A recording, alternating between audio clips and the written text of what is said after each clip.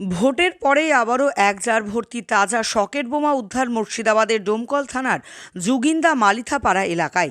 একটি কলা বাগানের মধ্যে গোপন সূত্রে খবরের ভিত্তিতে দমকল থানার পুলিশ তল্লাশি চালায় শনিবার ভোর রাতে। সেখানেই উদ্ধার হয় বোমাগুলি। তারপরে বোম ডিসপোজাল ইউনিটকে খবর দেওয়া হয়েছে বলে পুলিশ সূত্রে জানা গেছে।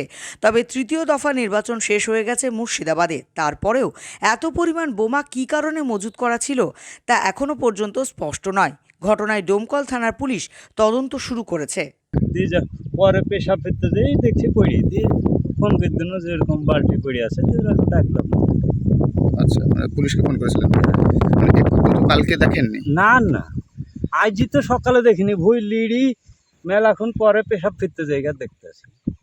আচ্ছা, দিয়ে তারপরে পুলিশকে ফোন করেন। কটা বোমা আছে কিছু বোঝা যাচ্ছে না, বলতে পারবো না। এমনি ছাপড়ি দেখনু, বোমাটা লাগলো, আমরা বোমা টোমাও দেখিনি। আচ্ছা, দিয়ে তারপরে পুলিশকে ফোন দিয়ে এখন পুলিশ এসছে এখন। দিয়ে কি ঘিরে রেখেছে নাকি?